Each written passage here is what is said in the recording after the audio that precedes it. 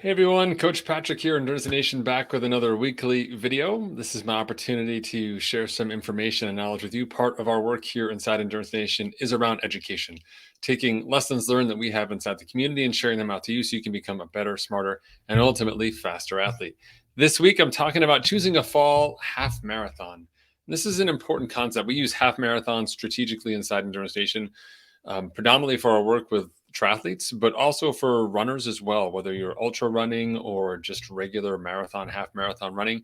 The half marathon is the perfect distance to test the value of the hard work you've done in the winter when we do our fast before far and our approach around that, but also in season or end of season as well to capture your fitness.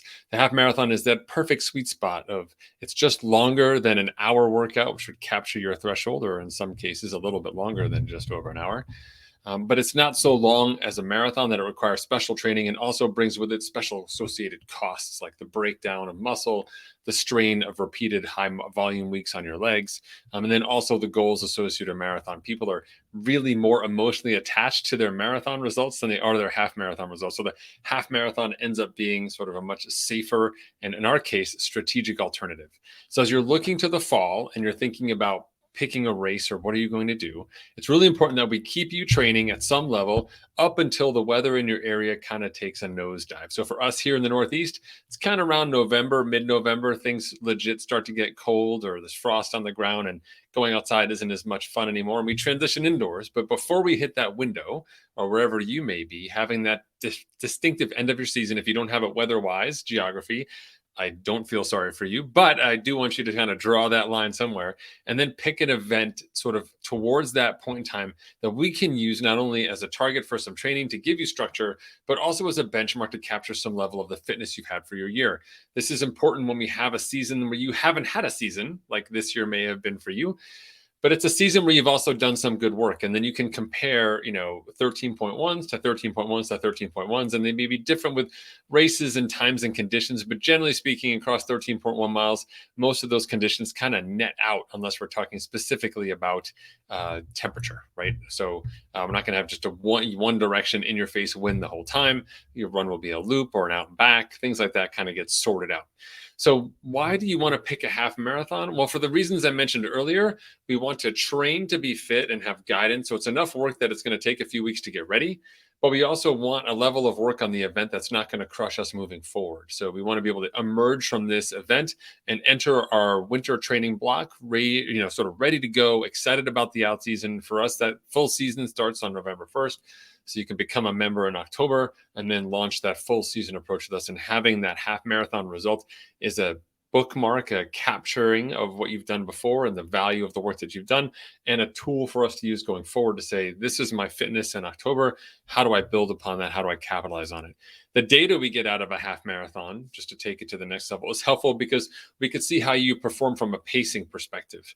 Generally, we recommend a 3-7-3 approach in terms of miles, 3 miles to get into it, 7 as you're steady, and then 3 to kind of push your limits and see what's possible. So we also get a chance to unpack a little bit of race execution as well. So we're training for it. We need a race execution strategy around it. And then we have real numbers that come out of it. We can use not only to capture what happened before, but also plan our benchmarking afterwards, moving forward into the winter season. So it's the perfect type of event for us to choose. Now, you may want to choose other events. You may pick a marathon. You may pick some other type of more epic type of fall season event. Totally fine. We want something in your fall that's going to give you a true north for your fitness that keeps you on track and keeps you training while the weather is still good. It's so easy if your race is in early August or mid-August to turn things off and you lose September, October in terms of work before the next season really begins.